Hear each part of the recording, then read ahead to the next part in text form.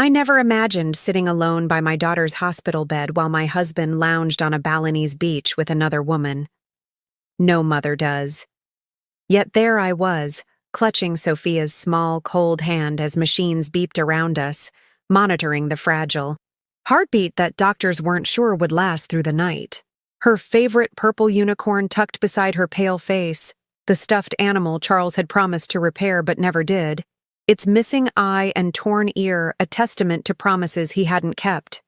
Before we jump back in, tell us where you're tuning in from, and if this story touches you, make sure you're subscribed, because tomorrow I've saved something extra special for you. Promises of safety, of family, of in sickness and in health. Words that felt hollow now as I stared at the phone in my trembling hand. The hospital room was too bright, too sterile. The fluorescent lights cast harsh shadows across Sophia's face, making her look even more fragile than she already was. 6 years old and fighting for her life. Congenital heart disease doesn't care about fairy tales or happy endings.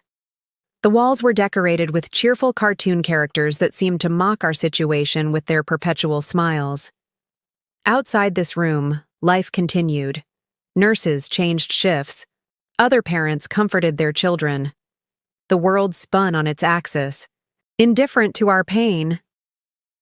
My phone buzzed again. Another message from Claudette, my sister-in-law.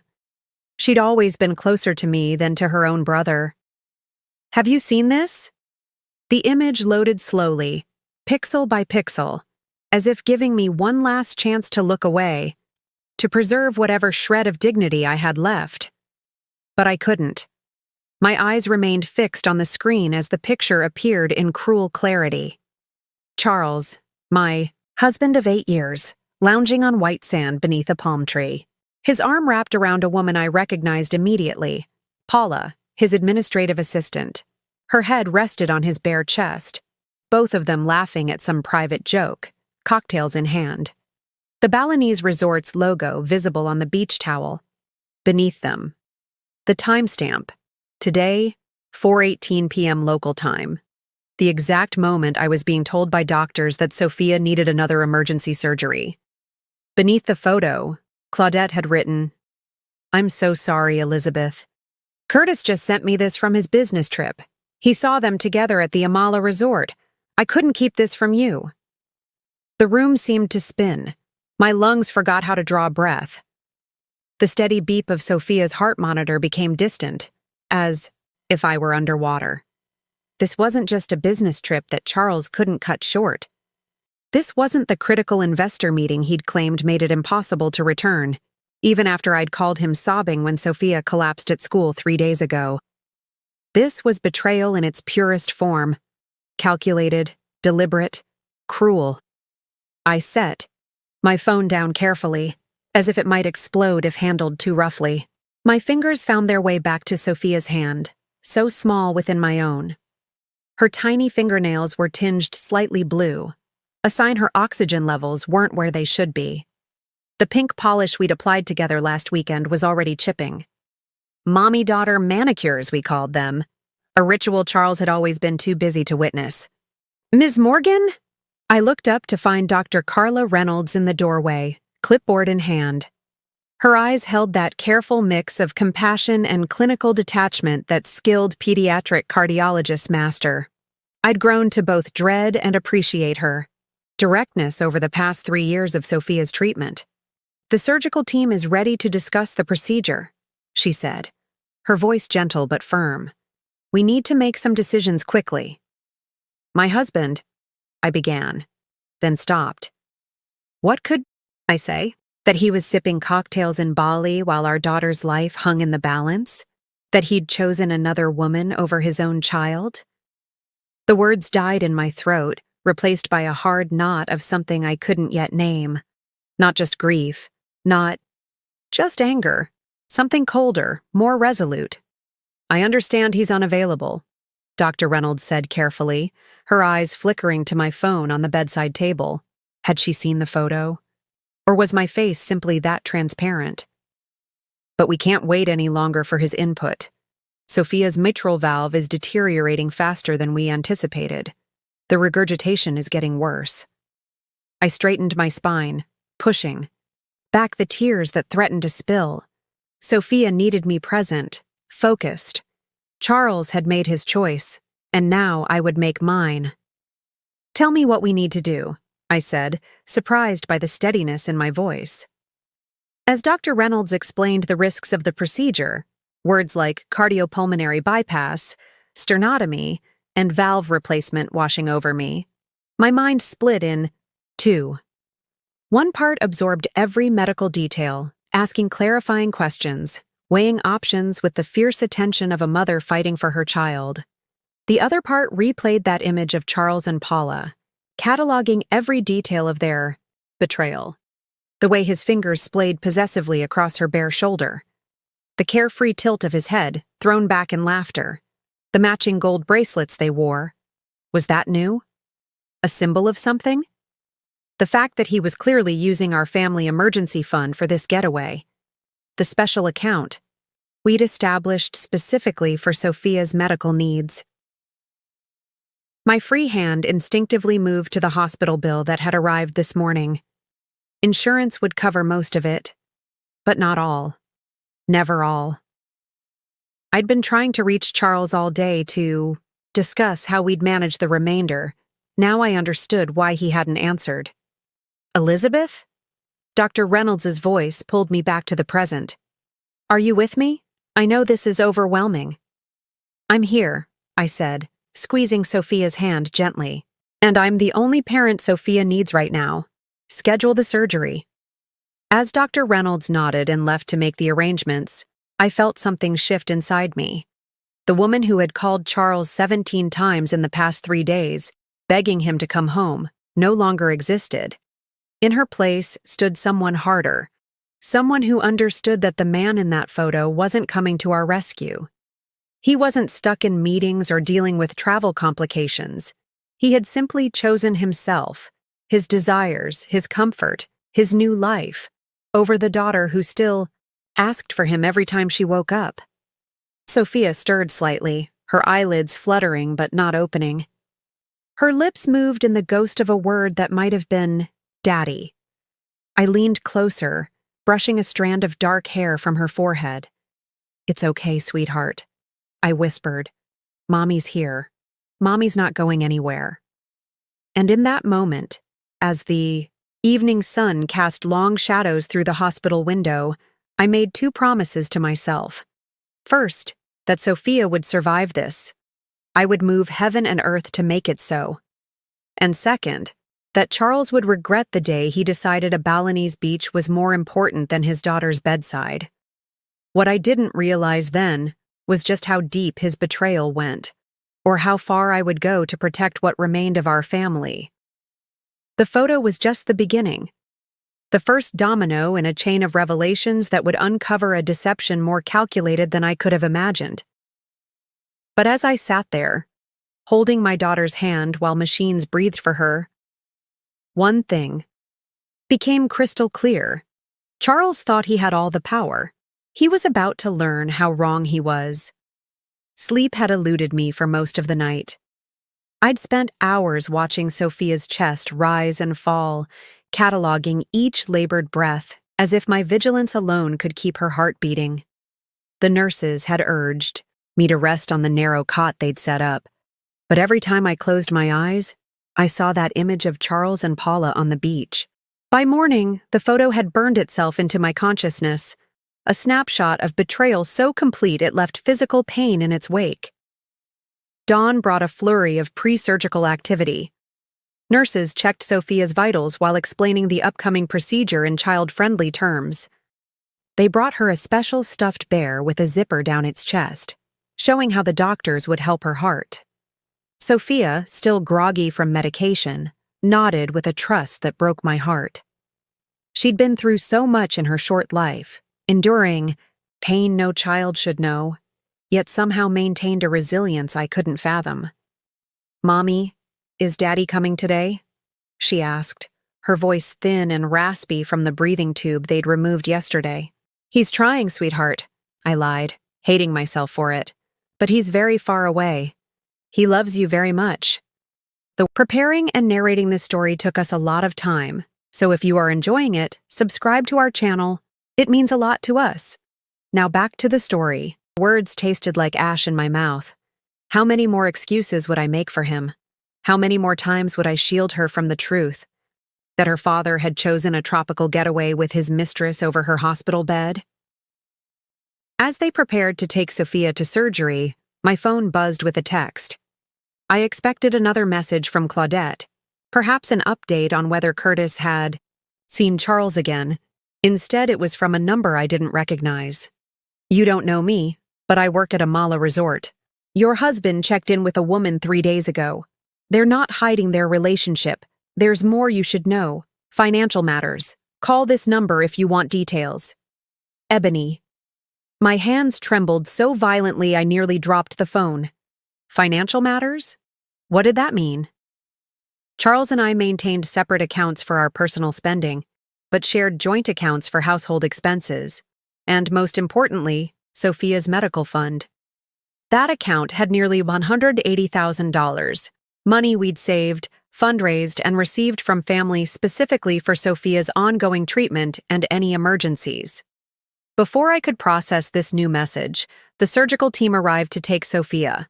Surgery will take approximately 4 hours, Dr. Reynolds explained. The waiting area is on the 3rd floor. We'll send updates throughout the procedure. I kissed Sophia's forehead, whispering promises of ice cream and movie marathons once she was better. As they wheeled her away, she clutched her purple unicorn with one hand and gave me a small, brave wave with the other. The sight nearly shattered me.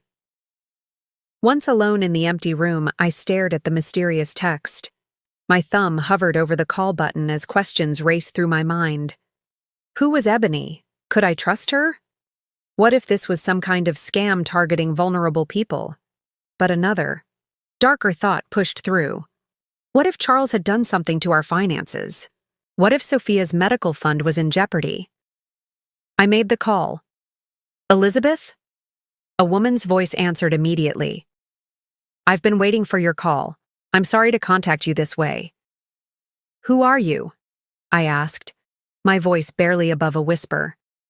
How? Do you know about my husband? I'm the financial controller at Amala Resort, Ebony explained.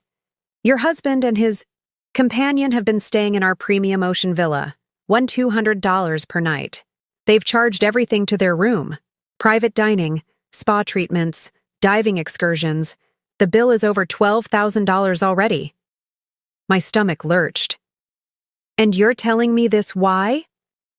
Because he's using a card linked to an account named Sophia's Heart Fund. Our system flags unusual spending patterns, and this triggered an alert. It's not my place to interfere in personal matters, but when I saw the account name and then overheard him mention his daughter's illness to another guest, it didn't sit right. The room seemed to tilt beneath me. I grabbed the edge of the hospital bed to steady myself. Are you certain? I managed. I'm looking at the transaction records right now, Ebony confirmed. There's more. He's booked their stay for another 2 weeks, and yesterday he made a down payment on a beach property, $50,000.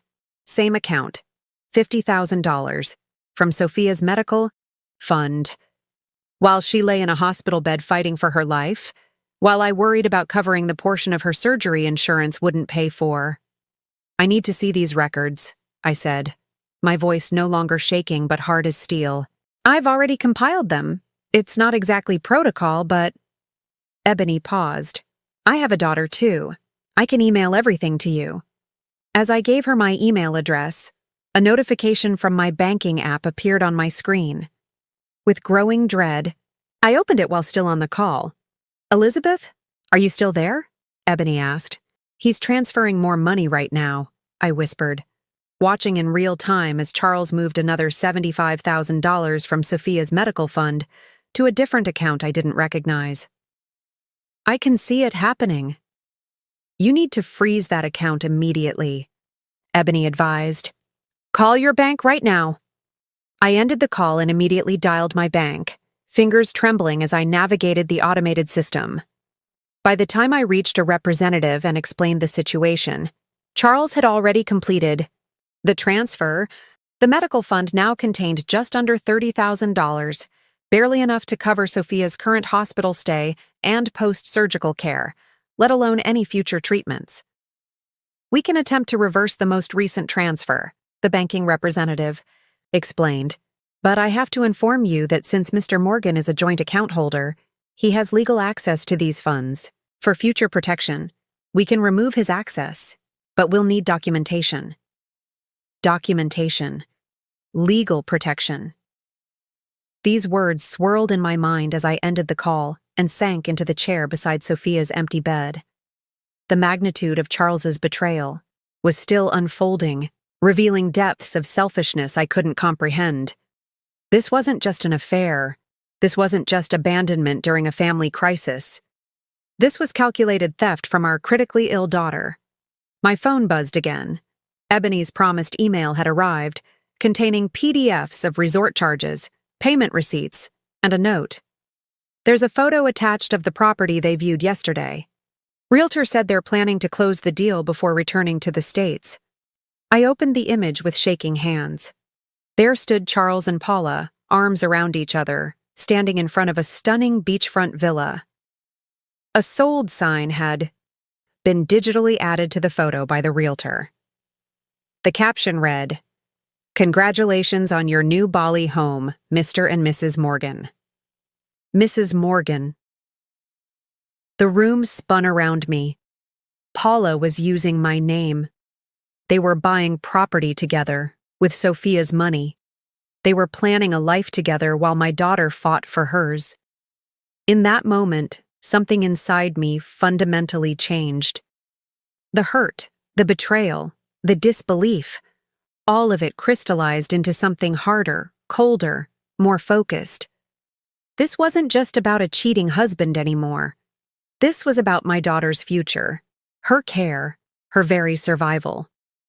With newfound clarity, I composed a text to Claudette. "I need to speak with your father immediately. It's about Charles, Sophia's medical fund, and his new life in Bali." Claudette's father, Michael, had spent 30 years in law enforcement before retiring.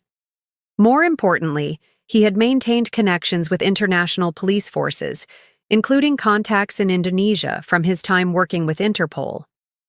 If anyone could help me navigate the legal implications of what Charles had done, both the financial fraud and his abandonment of Sophia, it was Michael. As I sent the message, my phone lit up with an update from the surgical team. "Sophia stable. Procedure progressing as expected."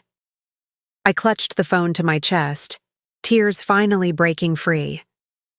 My daughter was fighting, and so would I. Charles thought he had escaped to paradise with his mistress and our daughter's money. He was about to learn that paradise had its own version of hell. The surgical waiting room existed in a strange liminal space. Time moved differently here. Minutes stretched into hours as I sat rigidly in an uncomfortable chair, surrounded by other parents whose faces reflected my own fear and exhaustion. A muted TV played in the corner. Coffee grew cold in styrofoam cups. Magazines from months. Ago lay untouched on side tables. I couldn't focus on any of it. My mind oscillated between two terrors: Sophia's heart surgery and Charles's devastating betrayal. Every time my phone buzzed with a surgical update, my heart would seize with fear. Every time I glanced at the banking app to confirm what I already knew, that Charles had indeed stolen from our daughter, white-hot rage surged through me. "Elizabeth?" I looked up to see Claudette hurrying toward me, her usually impeccable appearance slightly disheveled, as if she'd left in a rush. She wrapped her arms around me, and for a moment, I allowed myself to lean into her embrace. "I came as soon as I got your message," she said, pulling back to study my face. "Dad's already making calls to his contact in Denpasar. How's Sophia?" "Still. In surgery. It's been 2 hours." My voice sounded hollow, even to my own ears. "They say she's stable." Claudette sat beside me, taking my hand in hers. "And you?" How are you holding up? How was I holding up? The question seemed absurd. My daughter was fighting for her life while my husband drained her medical fund to build a new life with his mistress. I was surviving on hospital coffee and adrenaline, had slept perhaps 3 hours in the last 2 days, and had just discovered that the man I'd built a life with was capable of cruelty I couldn't have imagined. I'm functioning, I finally answered. Claudette nodded, understanding what I couldn't articulate. She'd always been perceptive that way, so unlike her brother, who excelled at presenting the charming facade people wanted to see while hiding. His true nature. Dad wants to know if you've spoken to Charles directly since discovering everything, she said carefully. I shook my head. I've thought about calling him, about screaming at him, about begging him to return the money. But what would that accomplish? He'd just have advance warning to hide the rest of it. That's exactly what Dad said. He thinks we need to gather evidence before confronting Charles. She hesitated. Have you checked your other accounts? Your joint savings? The thought hadn't even occurred to me. I'd been so focused on Sophia's medical fund that I hadn't considered. Charles might have accessed our other accounts. With shaking hands, I opened the banking app again and navigated to our joint savings account. Empty. All $43,000 we'd saved for emergencies, gone. Transferred out yesterday to the same unknown account as the medical fund money. He took everything, I whispered, the phone nearly slipping from my numb fingers. Every penny we saved together. Claudette took the phone gently from my hand, examining the transaction history herself. Her expression hardened. Elizabeth, when did Charles leave for this business trip? 6 days ago. He was supposed to be in Singapore for meetings. Look at this, she said, pointing to a transaction from 7 days ago. A wire transfer to a Mala resort in Bali. He'd planned this before he even left. The realization crashed over me. This wasn't a spur-of-the-moment decision. This wasn't Charles stranded overseas when Sophia's condition worsened, unable to return because of commitments. He had never intended to be there for her. For us. This trip, this affair, this theft, all of it had been meticulously planned when Sophia collapsed at school, I said slowly, piecing it together. When I called him panicking as the ambulance took her away, he already knew he wasn't coming back. Elizabeth, Claudette began, but was interrupted by my phone ringing. It was Michael, her father. I'm putting you on speaker, I told him, hands still trembling. Claudette's here with me. Elizabeth, Michael's authoritative voice filled the small corner of the waiting room where we sat. I've spoken with my contact in the Bali Police Department. First, I need to ask, are you certain about what Charles has done? Yes. I have documentation of the transfers from Sophia's medical fund and our savings, nearly $250,000 in total. I also have confirmation from the financial controller at a Mala resort that he's used at least $62,000 for their stay and a down payment on property. Good. That gives us something concrete. Michael's tone was measured, calculated, the voice of someone who had handled crises for decades. My contact says they can investigate based on the financial fraud angle. Wire fraud, across international boundaries, is a serious offense. What does that mean for Sophia's money? I asked. Can we get it back? Possibly. They can freeze assets connected to the fraud while investigating. But Elizabeth, you need to understand, this will be public. Charles will face potential criminal charges. The weight of that statement hung in the air. Criminal charges. My husband, Sophia's father, potentially arrested in Bali. Under any other circumstances, I might have hesitated, might have considered the implications for our family, for Sophia. But as I sat in that hospital waiting room, my daughter's life, hanging in the balance while Charles lounged in paradise with money meant for her care, I felt no conflict whatsoever. Do it, I said firmly, whatever it takes to secure that money for Sophia's future care. There's something else, Michael continued. My contact mentioned that foreigners purchasing property in Bali often use questionable methods to circumvent Indonesian law restricting foreign ownership. If Charles is trying to buy property there, he may be committing additional fraud. He is, I confirmed, thinking of the sold sign in the realtor's photo. They're in the process of purchasing a beach villa. That gives us additional leverage. I'll have my contact start the process immediately. In the meantime, document everything. Every transfer, every communication. As the call ended, a nurse appeared in the doorway. "Mrs. Morgan, Dr. Reynolds would like to speak with you about Sophia." My heart lurched. The surgery should have had at least another hour to go. Had something gone wrong? I rose on unsteady legs, Claudette's supportive hand at my elbow. "I'll be right here," she promised. The walk to the consultation room was a blur. Dr. Reynolds was waiting, her surgical mask hanging around her neck, her expression carefully neutral. "We've completed the valve replacement," she said as I sank into the chair across from her. "Sophia is being moved to recovery now." Did everything go well?" My voice caught. "There were complications," Dr. Reynolds began, and my world narrowed to a pinpoint. The damage to her valve was more extensive than the imaging showed. We had to take additional measures. What does that mean? The words felt scraped from my throat. It means her recovery will be more challenging. It means she'll need specialized follow-up care, likely for years. But she'll recover? I pressed, needing absolute clarity. Dr. Reynolds's professional demeanor softened slightly. "She's stable now. The next 24 hours are critical, but yes, I believe she'll recover. With proper care and support, she should lead a relatively normal life. Proper care and support. Care that would require the very money Charles had stolen. Support that he had abandoned the moment it became inconvenient." "Can I see her?" I asked. "She's being settled in the PICU.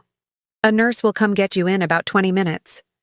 I nodded, unable to form words through the storm of emotions. Relief that Sophia had survived the surgery, fear for her recovery, and a cold, clarifying anger toward the man who should have been sitting beside me through all of this. As I returned to the waiting room, my phone buzzed with a text from an unknown number. "This is Officer Ketut Wira, Bali Police. We have located your husband. Surveillance has begun." The pediatric intensive care unit was eerily quiet, save for the rhythmic beeping of monitors and the soft whoosh of ventilators. Sophia looked impossibly small in the hospital bed, surrounded by machines that dwarfed her tiny frame. A thick bandage covered her chest where surgeons had worked to repair her damaged heart. Her face was pale, almost translucent under the harsh fluorescent lights, but her breathing was steady. I gently placed her purple unicorn beside her pillow, a familiar comfort for when she woke. As I settled into the recliner beside her bed, a chair I knew all too well from previous hospital stays, my mind drifted to how we had arrived at this moment. Not just the immediate crisis of Sophia's surgery and Charles's betrayal, but the longer journey that had led us here. Charles and I had met at a charity gala 9 years ago. I was working for a nonprofit focused on educational access. He was an investment banker whose firm had sponsored the event. He was charismatic, ambitious, and passionate about making a difference. Or so I believed. We married within a year, both of us certain we'd found our perfect match. The first years were good ones. We bought a house in a neighborhood with excellent schools, traveled during our anniversaries, and talked about the family we would build together. Charles was rising quickly at his firm, his natural charm and sharp business acumen opening doors that led to promotions and bonuses. I continued my work with the nonprofit, finding purpose in helping underprivileged children access educational opportunities. When I became pregnant with Sophia, Charles seemed genuinely excited. He attended every prenatal appointment, painted the nursery himself, and spent hours researching the safest car seats and strollers. I remember watching him assemble her crib, his brow furrowed in concentration, and feeling a wave of love so powerful it brought tears to my eyes. This was the family we had dreamed of creating. Sophia was born perfect, or so we thought. Her first months were textbook. She hit her milestones, charmed everyone with her bubbly personality, and filled our home with a joy neither of us had anticipated. But at her 6-month checkup, the pediatrician detected a heart murmur. "Probably nothing to worry about," she'd said, "but let's get an echocardiogram just to be sure." The diagnosis came like a thunderclap on a clear day: congenital mitral valve dysplasia. Sophia's heart valve hadn't formed properly and would eventually need surgical repair. The cardiologist assured us that many children with this condition led normal lives with proper monitoring and intervention, but the word eventually gave way to soon, as Sophia's condition deteriorated faster than anticipated. Her first surgery came at 18 months. I still remember carrying her into the operating room, her tiny body dressed in a miniature hospital gown, her wide eyes confused and frightened. Charles had been there then, holding my hand in the waiting room, bringing me coffee, and breaking down in tears of relief when the surgeon told us the procedure had been successful. For a while, our life took on a new normal. We adapted to Sophia's medication schedule, regular cardiology appointments, and activity restrictions. Charles threw himself into researching her condition, connecting with other parents in similar situations, and setting up the special medical fund to ensure she would always have the care she needed regardless of insurance challenges. But something shifted after her second surgery at age 4. This time, there had been complications, an infection that kept her hospitalized for weeks. The strain began to show in our marriage. Charles started staying later at the office, missing appointments, becoming irritable when discussing Sophia's care. I attributed it to stress, to fear, to the financial pressure of mounting medical bills even with insurance. "I can't keep watching her suffer," he had said one night, after a particularly difficult day when Sophia had been too weak to get out of bed. "It's destroying me."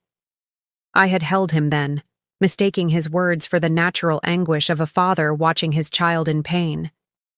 I didn't recognize it for what it was: the beginning of his retreat, his abandonment. A memory surfaced of a conversation just 3 months ago. We were at the kitchen table reviewing Sophia's medical expenses while she napped upstairs. "What about that new experimental treatment Dr. Reynolds mentioned?" I had asked, scrolling through research articles on my laptop. "The one being developed at Mayo Clinic?" Charles had sighed, rubbing his temples. "It's not covered by insurance. We'd have to pay out of pocket." "We have the medical fund," I'd pointed out. "That's exactly what it's for." "That money needs to last," he'd snapped. "We can't blow it on unproven treatments." His reaction had seemed disproportionate, but I'd chalked it up to the stress we were both under. Now, sitting beside Sophia's hospital bed, I understood with sickening clarity. He'd already been planning his escape, already calculating how to use that money for himself instead of our daughter. The arrival of Paula into our lives had seemed innocent enough at first. Charles hired her as his administrative assistant about a year ago, and she quickly made herself indispensable to him. She was efficient, talented, and often worked late hours alongside Charles. Hours I now realized had nothing to do with work. There had been signs, of course. The sudden business trips that couldn't be rescheduled. The texts he shielded from my view. The new cologne he claimed was a gift from a client. The way he grew defensive when I asked simple questions about his day. Classic infidelity red flags that I had ignored or rationalized away because I couldn't imagine Charles abandoning Sophia. I couldn't fathom that anyone could turn their back on their own child, especially one as vulnerable and loving as our daughter. But now, as I watched Sophia's chest rise and fall with each breath, the full picture came into devastating focus. Charles hadn't just fallen for another woman. He had systematically planned an exit strategy that included stealing from our critically ill daughter. This wasn't a momentary lapse of judgment or a midlife crisis. This was calculated cruelty. My phone buzzed with another text from Officer Katut Weera. Surveillance photos attached. Confirmation needed that this is your husband. I opened the images with trembling fingers. There was Charles, lounging by an infinity pool that overlooked the ocean. Paula sat beside him in a bikini, laughing at something on her phone. They looked carefree, unburdened, as if there wasn't a 6-year-old girl fighting for her life half a world away. Before I could respond, another message appeared. We have also identified unusual property transaction. Foreign nationals cannot own property directly in Indonesia. Your husband is attempting to use local proxy. This is illegal. We need statement from you to proceed with investigation. I typed back immediately. Yes, that is my husband Charles Morgan and his assistant. Paula, I will provide whatever statement you need. As I set my phone down, Sophia stirred slightly. Her eyelids fluttered but didn't open. Her small hand twitched beside the purple unicorn.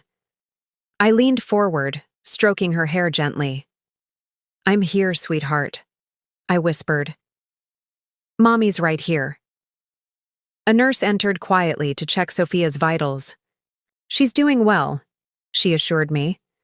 Her numbers are looking good. Would you like me to bring you something to eat? You've been here for hours. I shook my head. I'm not hungry. You need to keep your strength up, she said kindly. For her. She was right, of course. I couldn't help Sophia if I collapsed from exhaustion and hunger. I couldn't fight for her if I didn't take care of myself. Maybe some soup, I conceded. And coffee. Definitely coffee. As the nurse left, my phone rang. It was Michael. Elizabeth, he said without preamble. The Bali police are building a case. But there's something else you should know. Charles has been making regular calls to your family lawyer for the past month. My contact at the firm says he's been inquiring about divorce proceedings. Divorce. The word should have devastated me. Instead, it felt like the final piece of a puzzle clicking into place. That's not all, Michael continued, his voice grave. He's been asking specifically about custody arrangements for a chronically ill child. My blood turned to ice. Custody. He abandoned her. He stole money meant for her care. People like Charles rewrite history to suit their narrative, Michael said. Be prepared. This is going to get uglier before it gets better. As I ended the call, Sophia's monitor beeped. A small irregularity in her heartbeat that quickly stabilized. I placed my hand gently on her arm, feeling the warmth of her skin, the pulse beneath my fingers. I won't let him take you, I promised, her softly. Not now. Not ever. The pediatric floor quieted as night fell. Nurses moved silently between rooms, checking vitals and administering medications with practiced efficiency. Sophia remained asleep, her small body working to recover from the trauma of surgery. Dr. Reynolds had stopped by earlier to report that all signs pointed toward a stable recovery, though she cautioned that the next 48 hours would remain critical. Alone, with my thoughts in the dim light of Sophia's hospital room, I found myself excavating memories, searching for signs I'd missed, warnings I'd ignored. Like an archaeologist brushing away layers of self-deception, I uncovered a pattern that had been there all along. 8 months ago, Charles had insisted on taking over management of our finances. You have enough on your plate with Sophia, he'd said, his tone reasonable, concerned. Let me handle the money stuff. It's what I do for a living, after all.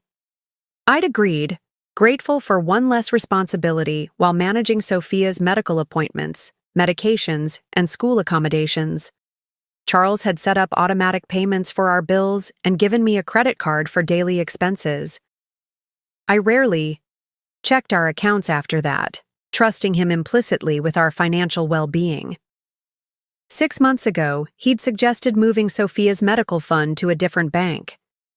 Their investment options are better, he'd explained. We could potentially grow the fund faster with their management. Again, I hadn't questioned him. Why would I? He was Sophia's father, as invested in her future as I was. Or so I believed. 5 months ago, he'd begun taking more business trips, each one seemingly longer than the last. The Singapore expansion is crucial for the firm, he'd explained as he packed for what would be the first of many absences. If I can make this work, we'll have more financial security for Sophia's treatments. He'd return from these trips distant, distracted, often working late into the night in his home office. I'd attributed it to work stress, to the pressure he felt as our family's provider. I'd tried to make things easier for him at home, shielding him from the daily challenges of Sophia's care, believing I was supporting him. 4 months ago, Paula had called our home for the first time. Charles left some important documents at the office, she'd explained, her voice professionally pleasant. He asked me to call and let you know he'll be working late to finish them. After that, the late nights became more frequent. The documents were always urgent, the meetings always crucial. Sometimes Charles wouldn't come home until I was already asleep, slipping into bed smelling of unfamiliar cologne and mouthwash. 3 months ago, Charles had missed Sophia's cardiology appointment, the first important medical visit he'd ever missed. "I'm sorry, honey," he'd said over the phone. "This client meeting came up suddenly. I'll make it up to you both." But he never did. Instead, he missed the next appointment too, and the one after that. 2 months ago, he'd suggested I take some time for myself. "You look exhausted," he'd said one evening, his tone solicitous. "Why don't you go visit your sister for a weekend? I can handle Sophia." I'd been touched by his concern, interpreting it as care rather than what it really was. An attempt to establish that he could manage Sophia alone, building a case for shared custody I didn't yet know he was planning. 1 month ago, I'd found a brochure for Bali in his briefcase while looking for a pen. "Just dreaming," he'd said with a laugh when I asked about it. "Maybe we can take a family trip when Sophia's stronger." The lies were so smooth, so reasonable, each one building on the last to create an architecture of deception I'd lived within without seeing the blueprint. A soft knock at the door interrupted my thoughts. A different nurse, older than the previous one, entered with a tray. "Chicken soup and coffee," she said quietly. "And I brought some fresh fruit. You need to eat." I thanked her, realizing I hadn't had a proper meal in over 24 hours. As she checked Sophia's IV and adjusted her blanket, I forced myself to eat a few spoonfuls of soup. "You're doing great, Mom," the nurse said kindly. "It's not easy being the strong one." Her words touched something raw inside me. "I don't feel strong," I admitted. "I feel blind, stupid." She paused, studying me with compassionate eyes. "I've been a PICU nurse for 27 years. You know what I've learned? That people like you, parents of sick kids, are carrying burdens most people can't imagine. You don't have the luxury of looking for betrayal. You're too busy fighting for your child." Her words weren't empty comfort. They contained a truth I needed to hear. I'd missed the signs of Charles's infidelity and financial fraud because my focus had been where it belonged, on Sophia. After the nurse left, I pulled out my phone and opened my photo gallery.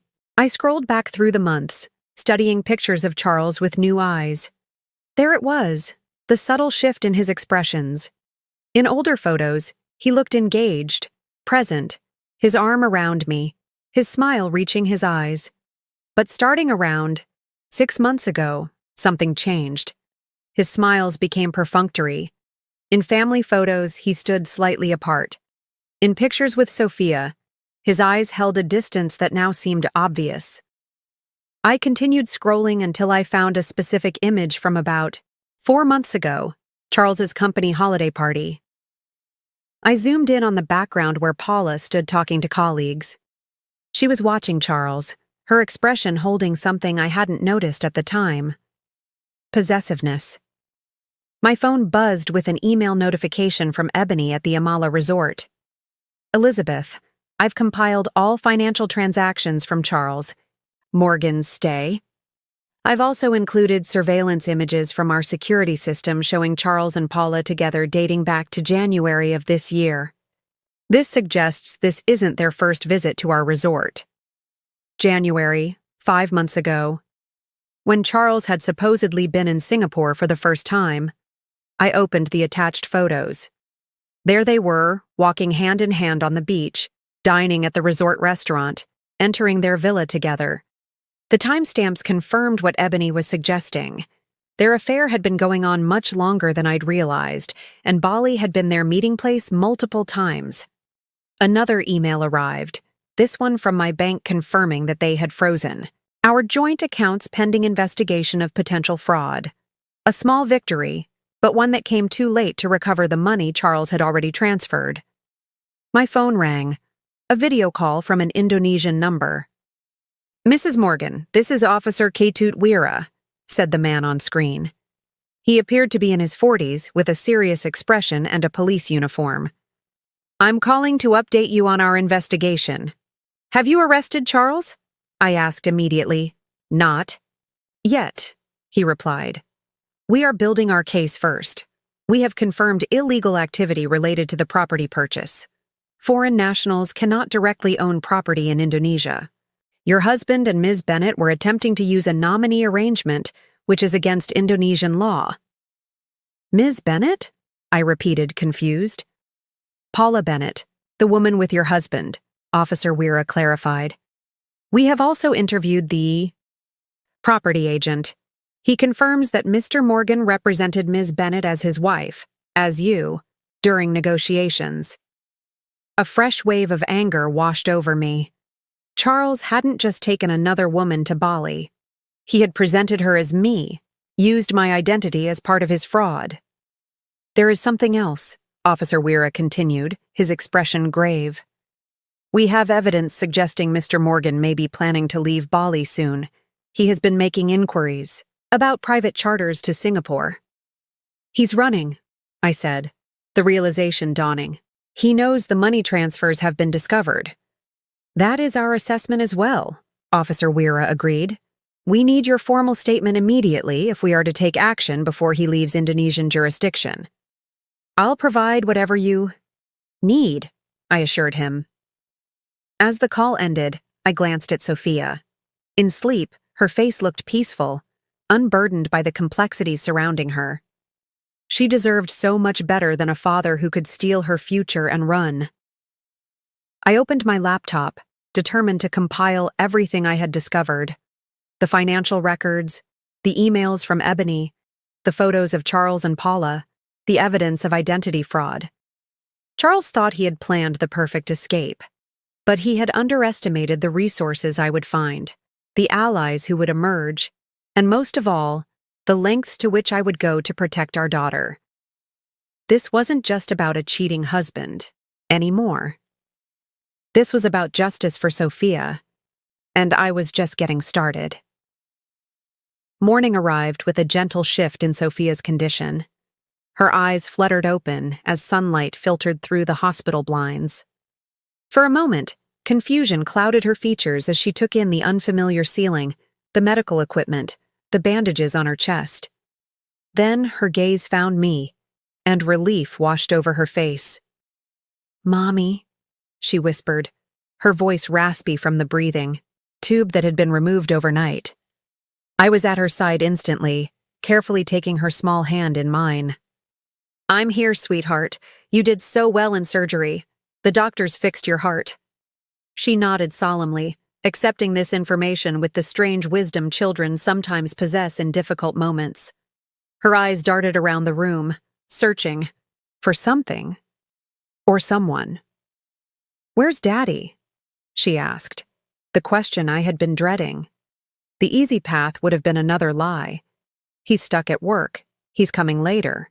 He sends his love." The words were there, ready to be spoken, a shield to protect her from a truth too heavy for her small shoulders. But looking into her trusting eyes, I realized that easy lies had facilitated Charles's betrayal. Easy lies had allowed him to construct his double life while I remained blind to what was happening. Before I could answer, Dr. Reynolds entered the room, bringing with her the brisk efficiency that had become a comfort over years of Sophia's treatment. "Good morning, Miss Sophia," she said warmly. "I'm so happy to see those eyes open."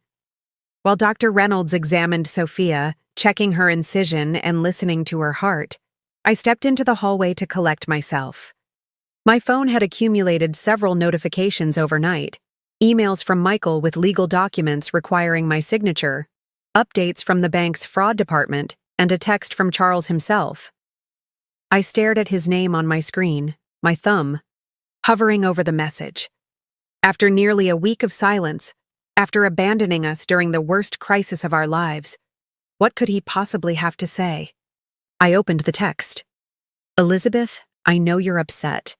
There are things you don't understand about our situation. Paula and I never meant for this to happen. I still care about Sophia, but I need to live my own life. I'm trying to arrange a settlement. That will be fair to everyone. Please don't do anything rash." The audacity of his words struck me like a physical blow.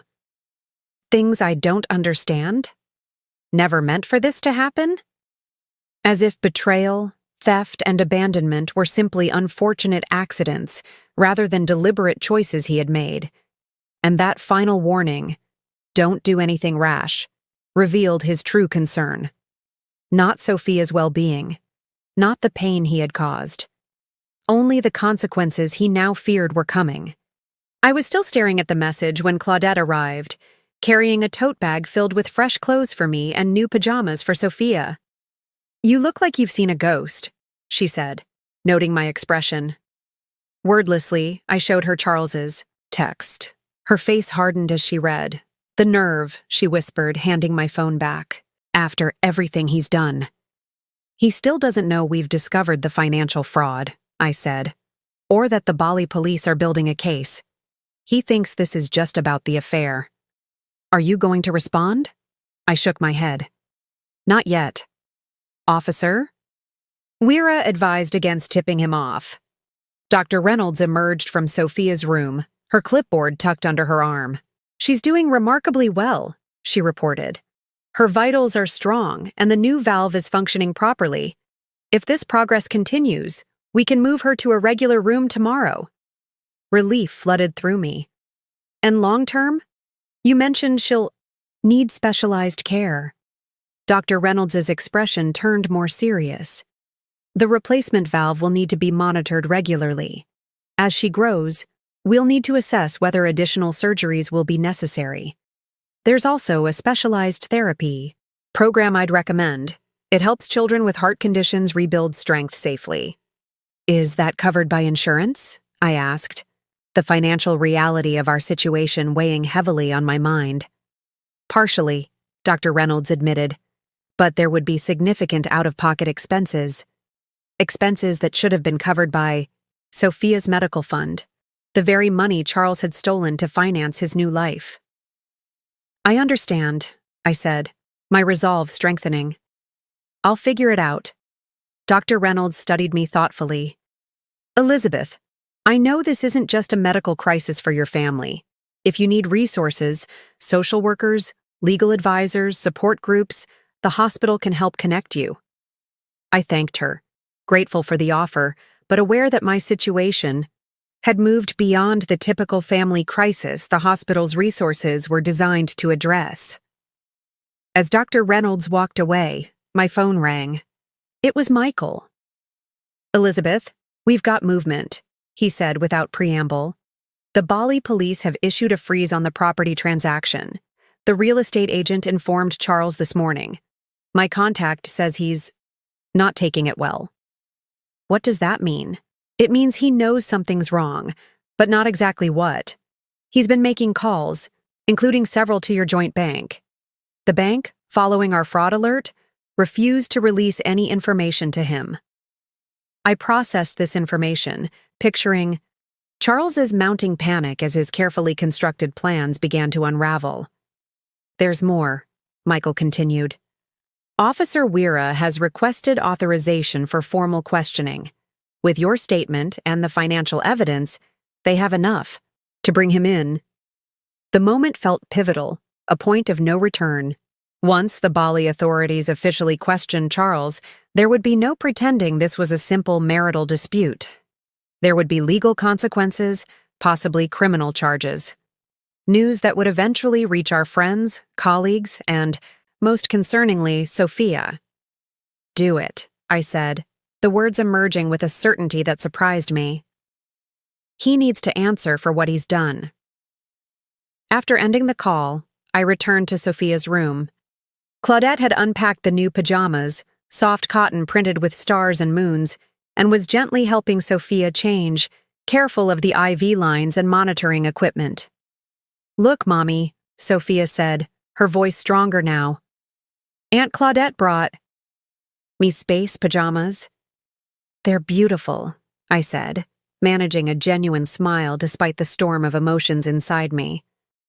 "How are you feeling, sweetheart?" "My chest hurts," she admitted. "But Nurse Jenny said it's because the doctors fixed my heart, so it's a good hurt." Her simple acceptance of pain as part of healing struck me profoundly. While I had been protecting her from difficult truths, she had been demonstrating a strength I hadn't fully appreciated. A resilience born from facing physical challenges beyond what most adults ever experience. "Sophia," I said, sitting carefully, on the edge of her bed. "I need to tell you something about Daddy." Claudette shot me a concerned look, but I had made my decision. No more lies, not even comfortable ones. "Daddy isn't coming to the hospital," I said gently. "He's very far away right now, and he's going to be far away for a long time." Sophia's brow furrowed. "Because of his important work trip?" "No, sweetheart. Daddy made some choices that mean he can't be with us right now. It's not because of you. It's not because of your heart. It's because of choices that grown-ups sometimes make." Tears welled in her eyes. "Doesn't he want to see me?" The question broke my heart, but I refused to offer false comfort. "I think part of him does. But Daddy is very confused right now about what's important." Sophia was quiet for a long moment, processing this in her own way. "Is that why he didn't come when I had to ride in the ambulance?" The fact that she had noticed, had been aware of his absence even then, made my throat tighten with emotion. "Yes, that's why." "Are you going to go away too?" she asked, her voice small and frightened. "Never," I promised fiercely, carefully gathering her into a gentle embrace, mindful of her incision and tubes. "I will always be right here with you, no matter what." As I held her, my phone buzzed with another notification.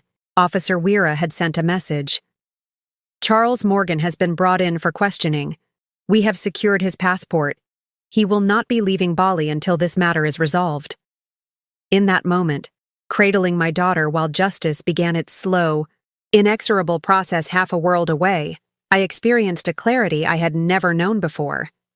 The path forward would be difficult, financially, legally, emotionally, but for the first time, I could see it clearly, unmarred by deception or false hope.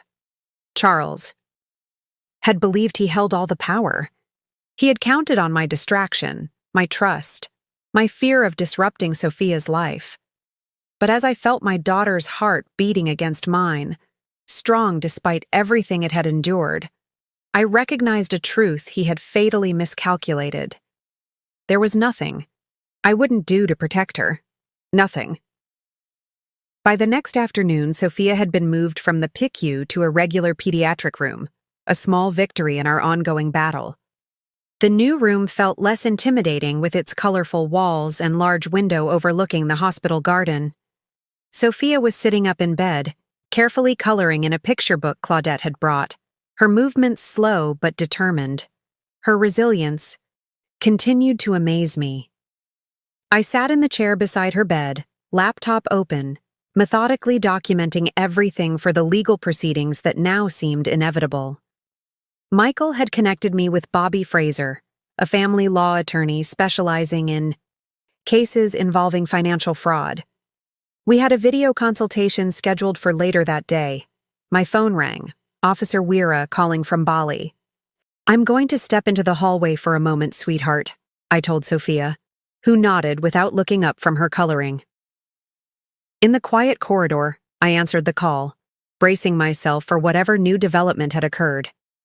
Mrs. Morgan, Officer Weira began, his voice formal but not unkind. I'm calling to update you on our investigation. We questioned your husband for several hours yesterday. He initially denied all allegations. Initially? I asked, catching the implication. Yes, when presented with evidence of the financial transactions and property fraud, his position changed. He has admitted to transferring funds from your daughter's medical account and attempting to purchase property illegally. My heart raced. I hadn't expected Charles to confess so quickly. However, Officer Weira continued, he insists that the money was rightfully his to use. He claims you had abandoned your marital responsibilities and that he needed to secure his future, as you were emotionally unstable due to your daughter's illness. The accusation hit like a slap.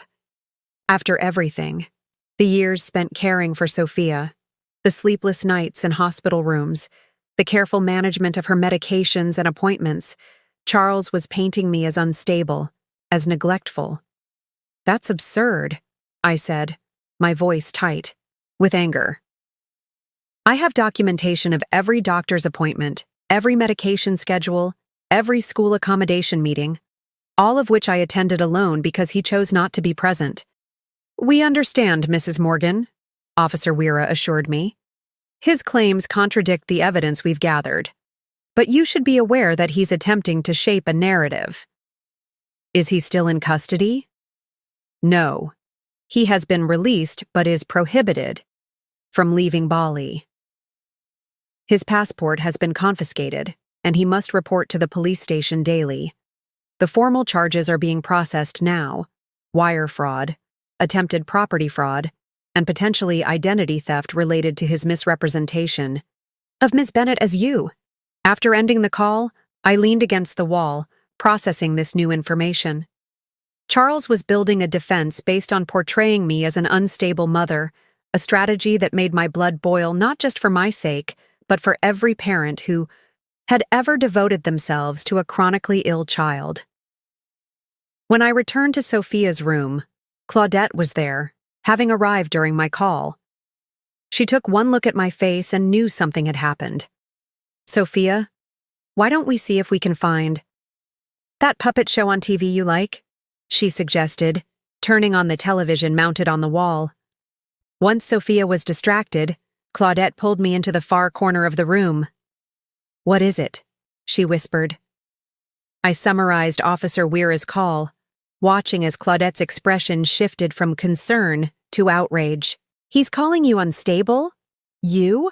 After everything you've done for Sophia while he was off playing house with his assistant? Her voice rose slightly before she caught herself, glancing at Sophia to ensure she hadn't heard. He's desperate, I said quietly.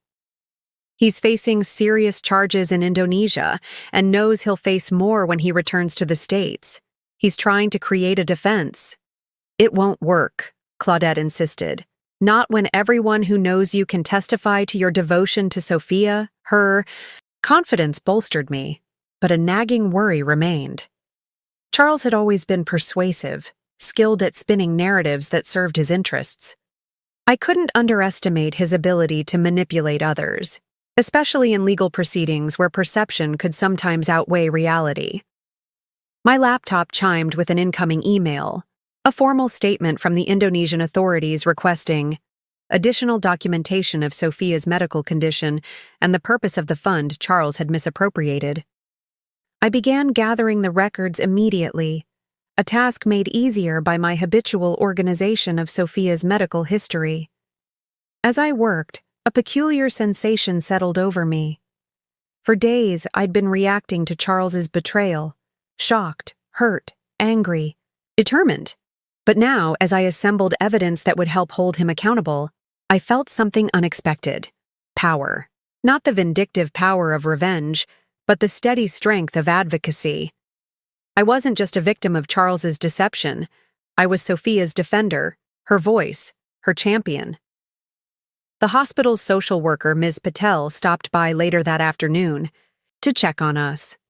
After briefly chatting with Sophia about her favorite cartoon characters, she asked to speak with me privately in the family consultation room across the hall.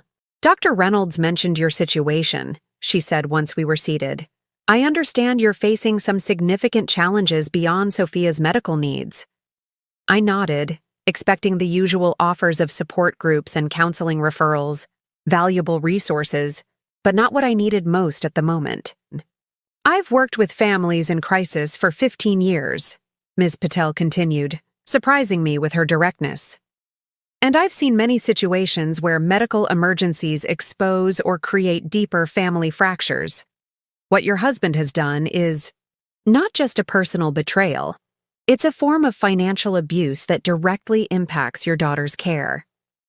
Her frank assessment was refreshing after days of carefully measured words from doctors and nurses. "The hospital has resources that might help," she continued, pulling out a folder. "There's an emergency fund for families facing financial hardship due to medical crises.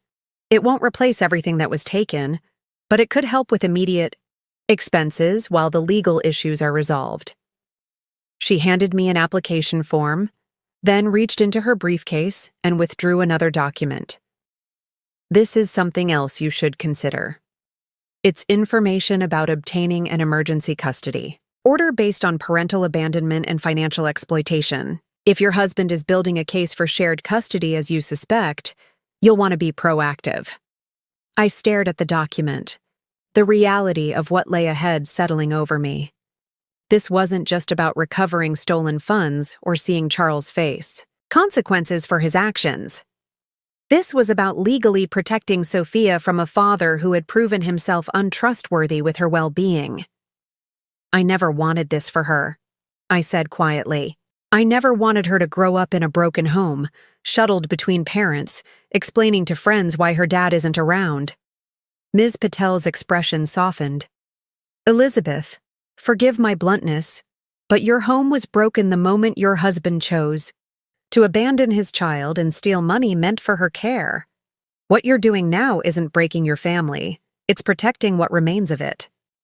Her words crystallized something I'd been feeling but couldn't quite articulate. I wasn't destroying our family unit. Charles had already done that. I was salvaging what mattered most: Sophia's security, her future, her trust in at least one parent who would never abandon her. "Thank you," I said, tucking the documents into my bag, "for seeing this for what it is." When I returned to Sophia's room, she had fallen asleep, her coloring book still open beside her. I gently moved it to the bedside table, noticing the picture she'd been working on, a family of elephants, the largest one colored in vivid purple, her favorite color. "The mommy elephant is purple because she's magic," Sophia had explained earlier. "She can protect the baby elephant from anything." Looking at her peaceful face, I made a silent vow. I had failed to see Charles's betrayal until it was too late. But I wouldn't fail at this. I would be the mother Sophia deserved, strong enough to face the truth, brave enough to protect her, and honest enough to help her understand the difficult changes ahead. My phone chimed with a calendar reminder for my upcoming consultation with Bobby Fraser. I settled into the chair beside Sophia's bed, opened my laptop, and prepared to transform from a woman blindsided by betrayal into an advocate armed with evidence, determination, and the fiercest love a mother could possess. Charles had chosen his path. Now I was choosing mine. 5 days after Sophia's surgery, the doctors deemed her stable enough to return home. Her recovery would be a long process: physical, therapy, medication adjustments, regular checkups. But she was healing well, her strength returning a little more each day. As we prepared to leave the hospital, Dr. Reynolds reviewed her care instructions one final time. "Remember, no strenuous activity for at least 6 weeks," she cautioned. "The home health nurse will visit twice weekly to check her incision and vitals, and I want to see her back here next Thursday for a follow-up echocardiogram." I nodded. mentally adding these new appointments to the calendar I'd been maintaining since Sophia's diagnosis 3 years ago. And Elizabeth, Dr. Reynolds added, her tone softening, take care of yourself too. Sophia needs you healthy and strong. The drive home felt surreal. Sophia dozed in her booster seat, exhausted from the simple act of changing clothes and being wheeled to the car. Claudette had gone ahead to prepare the house, stocking the refrigerator and setting up Sophia's bedroom with extra pillows for comfort. As I pulled into our driveway, the sight of our home struck me differently than it had just a week ago. The colonial-style house with its neat garden and wraparound porch had once represented the life Charles and I had built together. Now it felt like a crime scene, a place where years of deception had unfolded beneath a veneer of domestic normality. Claudette met us at the door, helping me settle Sophia in her bedroom before pulling me aside. Bobby Fraser called, she whispered. He's found something in Charles's financial records. He wants to meet as soon as possible. Did he say what it was? She shook her head. Just that it was significant and involved more than the medical fund. While Claudette stayed with Sophia, I set up my laptop in the home office, a room I had rarely used before Charles's betrayal, but had now claimed as command central for my investigation. Bobby had agreed to a video call since I couldn't leave. Sophia. At precisely 2 p.m., Bobby's face appeared on my screen. In his mid-50s with salt and pepper hair and wire-rimmed glasses, he projected the competent assurance I desperately needed. Elizabeth, thank you for making time, he began. I know you're juggling a lot with Sophia's recovery. What have you found? I asked, too mentally exhausted for small talk. We've been tracing the money Charles transferred out of Sophia's medical fund and your joint savings, he explained, sharing his screen to show a complex flowchart of financial transactions. Most of it went to accounts in Bali, as we suspected, funding the resort stay and property purchase, but approximately $95,000 was diverted elsewhere. He highlighted a section of the chart showing transfers to an account I didn't recognize. This is a private investment account Charles opened 18 months ago, Bobby continued. He's been making regular deposits, small enough to avoid triggering alerts, $2,000 here, $5,000 there, building a separate financial life right under your nose. The timeline hit me hard. 18 months ago, well before Sophia's condition had worsened, before Paula had entered the picture. Charles's exit strategy wasn't a recent development. It had been in motion for over a year. There's more, Bobby said, his expression grave.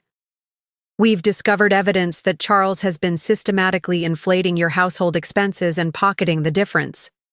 Mortgage payments, insurance premiums, even Sophia's medical bills, he's been reporting higher amounts to you than he was actually paying. The revelation stunned me. While I had been focusing on Sophia's care, trusting Charles to handle our finances, he had been embezzling from our family budget bit by bit. For how long? I managed to ask. Based on the records we've obtained so far, at least 2 years, Bobby replied. And Elizabeth, there's something else you should know. Charles made a call to your family lawyer yesterday, from Bali. What did he want? He inquired about divorce proceedings, specifically whether he could file from abroad. He also asked about Indonesia's non-extradition status with the United States. The implication was clear. Charles was investigating whether he could divorce me from Bali while avoiding potential criminal charges in the U.S. Can he do that? I asked, a new fear taking hold. Not effectively, Bobby assured me. Indonesia and the U.S. may not have an extradition treaty, but that doesn't mean he can hide there forever. More importantly, any divorce filing would have to address the financial fraud, which would strengthen our position regarding both asset division and custody. After the call ended, I sat motionless, trying to process the extent of Charles's deception. This wasn't just opportunistic theft committed in the heat of a passionate affair. This was calculated, long-term fraud, a deliberate strategy executed over years while I focused on keeping our daughter alive. My phone buzzed with a text from Michael. Indonesian prosecutor wants to speak with you. Important development. Can you talk now? I immediately called him back. Elizabeth, Michael answered without preamble. The prosecutor handling Charles's case has found emails between Charles and Paula dating back 14 months. They've been planning this move to Bali for nearly a year. Bobby just told me Charles has had a secret account for 18 months, I said. It all fits the same timeline. There's something else, Michael continued. The emails reference a contingency plan if Sophia's condition became too much. They were specifically waiting for a medical crisis to make their move, knowing you'd be too distracted to notice the financial irregularities. The calculated cruelty of it knocked the breath from my lungs. They hadn't just taken advantage of Sophia's medical emergency. They had been waiting for it, planning around it, maybe even hoping for it. The prosecutor believes this strengthens the case significantly, Michael added. It demonstrates premeditation and exploitation of a vulnerable child, which carries heavier penalties under Indonesian law. After hanging up, I found myself drawn to Charles's home office, a space I had avoided since discovering his betrayal. If he had been plotting this for so long, what other evidence might he have left behind? The room was impeccably organized, reflecting Charles's meticulous nature. His desk held the usual items: a computer monitor, a desk lamp, a container of pens. The filing cabinet in the corner was locked, but I knew where Charles kept the key, in a small box on the top shelf of his closet.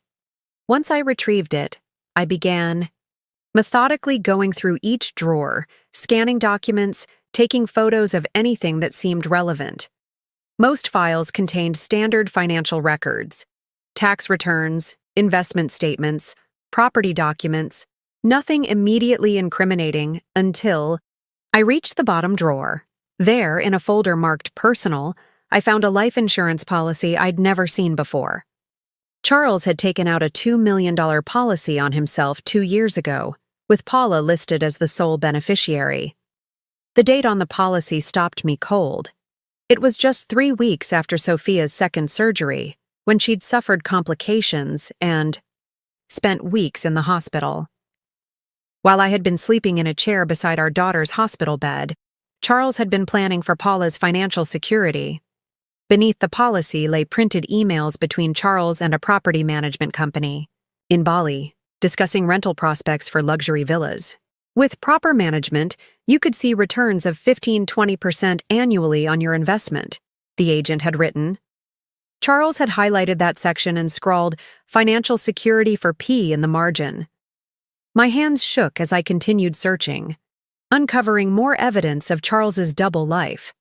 Brochures for Balinese properties, notes about Indonesian residency requirements, even Indonesian language learning materials with common phrases translated into English. One page had "No extradition" to U.S., underlined multiple times. The most damning discovery came at the very bottom of the drawer. A notebook containing detailed calculations of Sophia's medical expenses versus the balance of her medical fund. Charles had been treating our daughter's healthcare fund like a personal investment portfolio, calculating exactly how much he could siphon without being detected. I photographed everything, my movements mechanical, my mind struggling to reconcile the man I had married with the person revealed in these documents. This wasn't just betrayal, it was a complete absence of basic human empathy. Toward me, toward our marriage, but most unforgivably, toward our critically ill child. As I replaced the documents and locked the cabinet, Claudette appeared in the doorway. "Sophia's asking for you," she said. She woke up a little disoriented. I nodded, tucking my phone with its damning photos into my pocket. The evidence I'd gathered would go to Bobby Fraser, to Officer Weira, to the prosecutor's building. Their case. But right now, my daughter needed me. As I headed toward Sophia's room, I realized my hands had stopped shaking. The shock was giving way to a cold, focused clarity. Charles had spent years calculating his escape, meticulously planning how to extract maximum financial benefit before abandoning us. Now it was my turn to be methodical, to use every resource available to ensure his plans collapsed around him. 2 weeks after Sophia's discharge from the hospital, a new routine had established itself in our home. Mornings were filled with medication, schedules, and gentle physical therapy exercises. Afternoons often brought visits from the home health nurse or video calls with Dr. Reynolds. Evenings were for quiet activities, reading stories, watching movies, or coloring in the new art supplies Claudette had brought. Throughout it all, Sophia was regaining strength, her resilience a constant source of amazement. The legal proceedings against Charles were advancing on multiple fronts. In Indonesia, he faced charges related to financial fraud and illegal property transactions. The prosecutor had frozen his assets in Bali, including the down payment on the beach villa. Domestically, Bobby Fraser was building a comprehensive case addressing the financial theft, the divorce Charles had inquired about, and the custody arrangements that would best protect Sophia. I had just finished helping Sophia with her lunch when my phone rang, an unfamiliar number with an Indonesian country code, but not Officer Wira's. "Curious," I answered. "Mrs. Morgan? This is Ebony Williams from Amala Resort in Bali," the now familiar voice said. "I have information you should know." "Has something happened with Charles?" I asked, stepping into the hallway to keep the conversation private from Sophia. "He checked out of the resort yesterday," Ebony reported. "Despite the travel restrictions, he's attempting to leave Bali. One of our staff overheard him discussing arrangements for a private boat to take him to a neighboring island, where he apparently plans to catch a flight to Singapore." My pulse quickened. "The police have his passport. How would he travel internationally?" "Mrs. Morgan, people with enough money can obtain false documentation, especially in this region," Ebony explained, her tone grave. "I've already alerted Officer Wira, but I thought you should know directly." "Thank you," I said, genuinely grateful for her continued assistance. "Where is Paula? Is she leaving with him?" There was a pause on the line before Ebony replied. "That's the other reason I'm calling. Ms. Bennett left 3 days ago, alone. There was an argument, loud enough that security was called to their villa. She departed the following morning. This was unexpected. I had imagined Charles and Paula as a united front, conspirators in their shared betrayal. The thought of discord between them opened new questions. "Did you hear what the argument was about?" I asked. "Not specifically," Ebony admitted. But afterward, Mr. Morgan made several calls, including one where he clearly said, "She knows too much. We need to contain this." He seemed desperate. After thanking Ebony for the information, I immediately called Officer Wira, who confirmed they were aware of Charles's attempted escape plan and had increased surveillance on him. "We have officers monitoring all marinas and private docks," he assured me. "He will not leave Bali undetected." Next, I contacted Bobby Fraser to update him on this development. His response was measured but concerned. "This suggests Charles is panicking," he observed, "which means he might make more mistakes, but it also means he could become more dangerous, destroying evidence, moving remaining assets, or attempting to shape public perception before charges are formally filed." "What should I do?" I asked. "Continue documenting everything," Bobby advised. "And Elizabeth, be prepared for Charles to reach out directly. If he's truly desperate, he may try to manipulate you into helping him." As if summoned by Bobby's warning, a text from Charles arrived that evening while I was reading Sophia a bedtime story. I ignored it until she had fallen asleep, her unicorn clutched tightly against her side. Once in the hallway, I opened the B message. "Elizabeth, things have gotten out of hand. This has all been a massive misunderstanding. Paula has betrayed me just like I betrayed you. I made a terrible mistake. Please call me. For Sophia's sake, if not for mine." The transparent attempt at manipulation was almost laughable. After stealing our daughter's medical fund, abandoning her during critical surgery, and attempting to flee justice, Charles was now playing the victim and invoking Sophia's name to elicit sympathy. I didn't respond. The next morning brought another, unexpected development.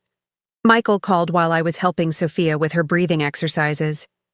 The Indonesian authorities have located Paula Bennett, he reported. She didn't leave the country after all. She's checked into a small hotel on the other side of the island under her maiden name, Lee. Have they questioned her? I asked. Yes, and this is where it gets interesting, Michael continued. She's offered to provide evidence against Charles in exchange for immunity from prosecution.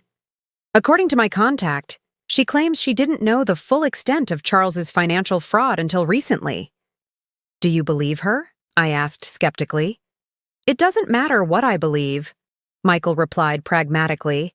What matters is that she has access to information and evidence that could strengthen the case against Charles. The prosecutor is considering her offer. Later that afternoon, while Sophia napped, I received an email from an address I didn't recognize. Paula.emailprovider.com. The subject line read simply, "The truth about Charles." My finger hovered over the delete button, tempted to dismiss anything Paula might have to say as self-serving lies. But curiosity won out. I opened the email.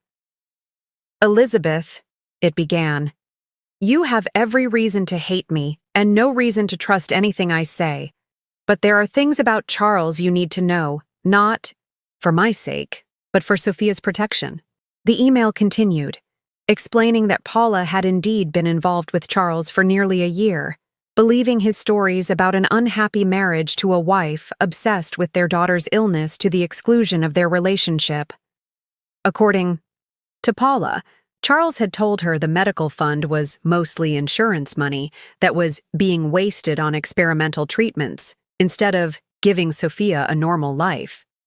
I believed him, Paula wrote, until I saw the notebook where he calculated exactly how much he could take from Sophia's fund without you noticing. Until I found documentation about other families he's manipulated over the years. Elizabeth, Charles has done this before. You and Sophia aren't his first victims.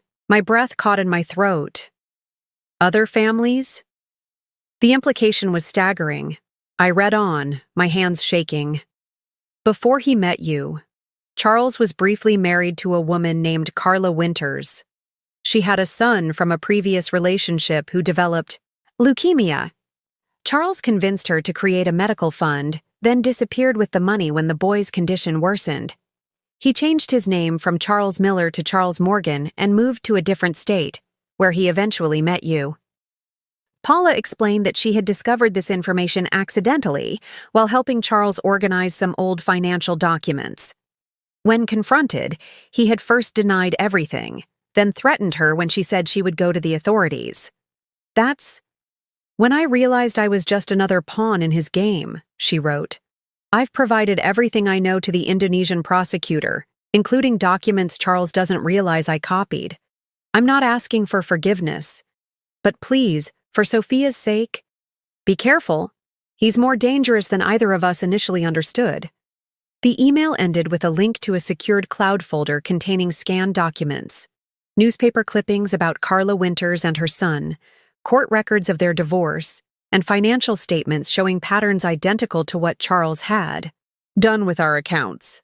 I sat frozen at my desk, the implications washing over me in waves. Charles wasn't just a cheating husband who had succumbed to temptation.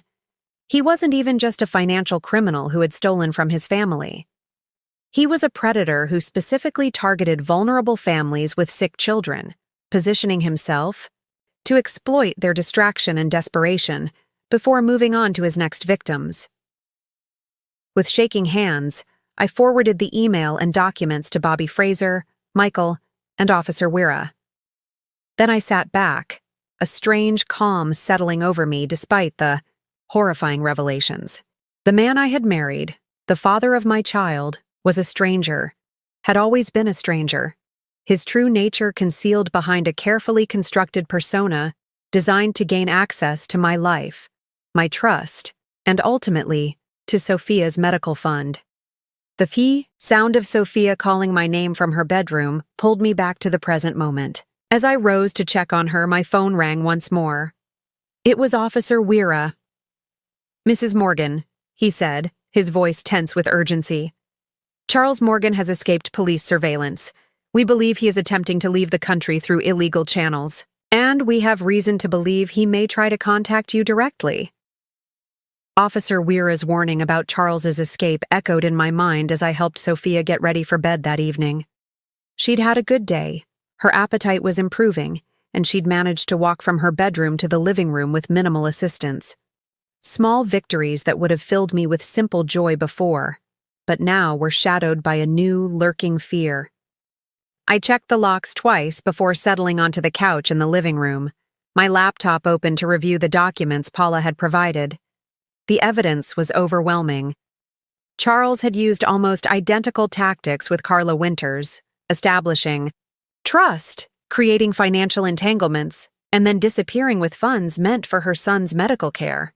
The patterns were so similar it was almost as if he were following a playbook. Claudette had insisted on staying overnight, concerned about Charles potentially trying to make contact. She was in the guest room down the hall, close enough to hear, if anything happened, but giving me space to process the cascading revelations of the past weeks. Just after midnight, my phone lit up with an incoming call, Charles's number. My heart raced as I debated whether to answer. Bobby had advised documenting all contact, and the call recording app he'd recommended was already installed on my phone. After 3 rings, I accepted the call. Elizabeth. Charles's voice was smooth, controlled, the same tone he'd used countless times to convince clients to trust his investment advice. "I'm glad you picked up. We need to talk." "About what, Charles?" I kept my voice level, pressing the record button. "Your escape from police surveillance? Your history with Carla Winters? Or perhaps the fact that you stole our daughter's medical fund while she was fighting for her life?" There was a brief pause before he responded, his tone shifting to one of wounded innocence. "You've been talking to Paula. You can't believe anything she says. She's trying to save herself by throwing me under the bus." "The court records about your previous marriage aren't lies, Charles. Neither are the bank transfers from Sophia's account." "Elizabeth, please." His voice softened, taking on the persuasive tone I'd once found so comforting. "This has all spiraled, out of control. I made some terrible mistakes, but I never meant to hurt Sophia. You know how much I love her. Do I?" The calm in my voice surprised me. Because the Charles Morgan I thought I knew wouldn't have abandoned his daughter during heart surgery. He wouldn't have stolen money meant for her care. "I can explain everything," he insisted. "The money, it wasn't stolen. I was investing it, trying to grow it for Sophia's future treatments. Things just got complicated with Paula. She manipulated me, made me believe we could have a different life. But my eyes are open now. I want to come home, to make things right." The audacity of his lies might have been laughable if they weren't so calculated. I could almost picture him rehearsing this conversation, fine-tuning his excuses to hit the perfect notes of contrition and victimhood. "Where are you, Charles?" I asked, pretending to soften. "I can't say exactly," he hedged. "There's been a misunderstanding with the local authorities, but I'm working to resolve it so I can come back to you and Sophia." "And the money?" I pressed. "The $250,000 you took from Sophia's medical fund and our savings?" "It's safe," he assured me quickly. "Most of it, anyway. The property deal in Bali fell through. That's why Paula left. She was just after the money. But I can recover it, Elizabeth. I can make everything right again." "How would that work exactly?" I asked, maintaining the pretense of consideration while silently motioning to Claudette, who had appeared in the doorway. She nodded and slipped away, phone in hand, calling Michael as we had planned if Charles made contact. "I need a small favor first," Charles said, his voice dropping to a conspiratorial whisper. "My current situation is complicated. I need access to the emergency credit card in my desk drawer. If you could read me the number, I can arrange transportation back to the States." Once I'm home, we can sort everything out properly. The emergency credit card, a high-limit card, Charles had insisted we keep for medical crises.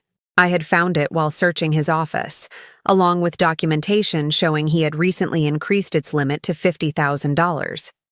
Another resource he had planned to exploit.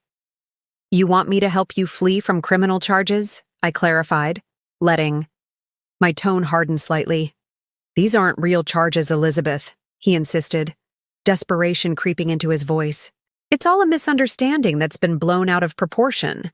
Paula has been feeding lies to the authorities. I'm the victim here.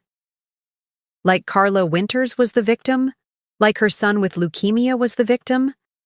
His silence spoke volumes. How many others were there, Charles? I asked quietly. How many families have you targeted? How many sick children have you exploited? You don't understand, he began, but I cut him off. I understand perfectly. You select your victims carefully. Families with critically ill children, mothers too distracted by medical crises to notice financial irregularities. You establish trust, create dependency, then strip them of resources, before disappearing to start the cycle again? The only difference this time is that you got caught. Elizabeth, be reasonable, he pleaded, abandoning the victim narrative for a more urgent approach. If you help me now, I can make sure you and Sophia are taken care of. If you don't, well, think about what happens to Sophia's ongoing care without my income, without my insurance coverage. The threat was thinly veiled but unmistakable. Help, him escape, or watch our daughter suffer the consequences. It was his final, desperate attempt at manipulation, and it failed completely. Goodbye, Charles, I said calmly. The authorities already know about this call. They're tracing your location as we speak. I ended the call and sat motionless, letting the recording save properly before sending it to Bobby, Michael, and Officer Weira.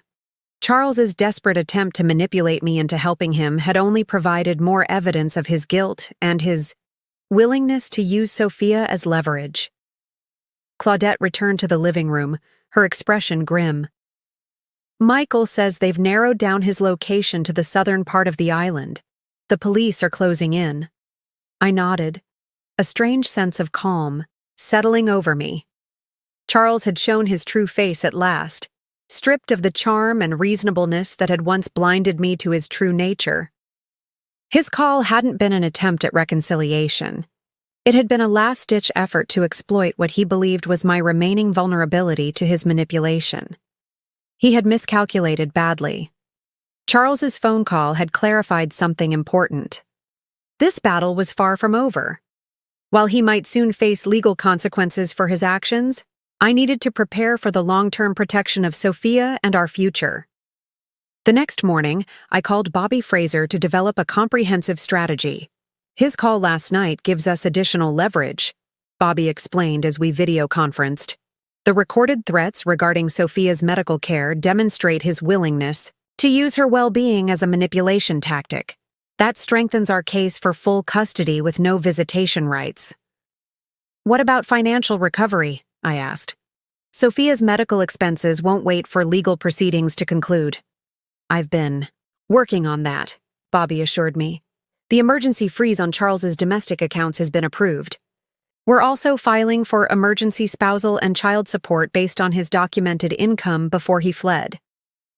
Bobby shared his screen, showing a detailed timeline of legal filings and expected outcomes.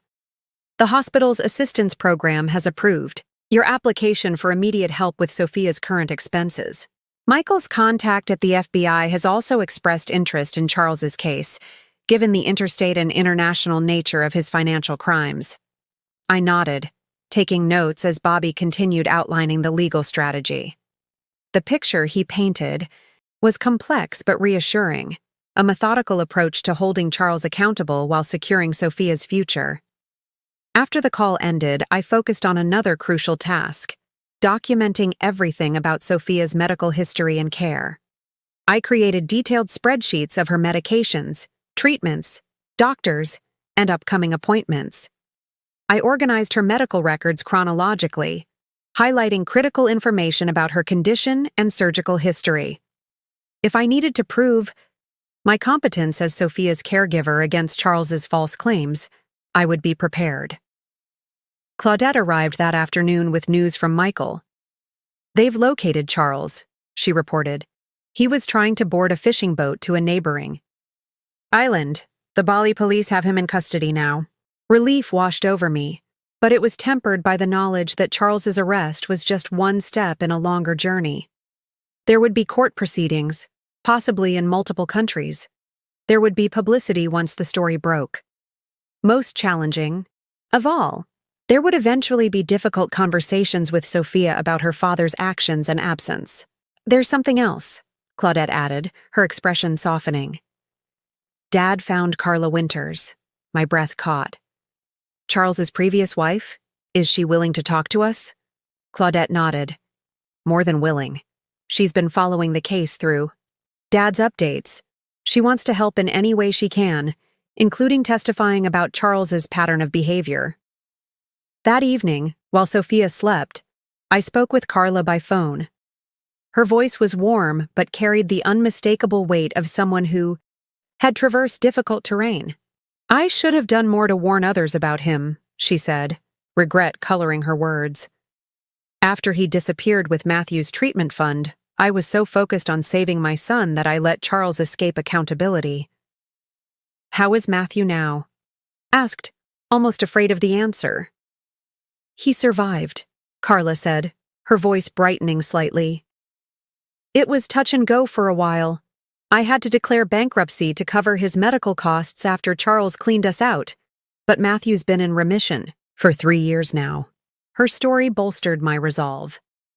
If Carla could rebuild from the devastation Charles had caused, so could Sophia and I. The next day brought another important step in our preparation.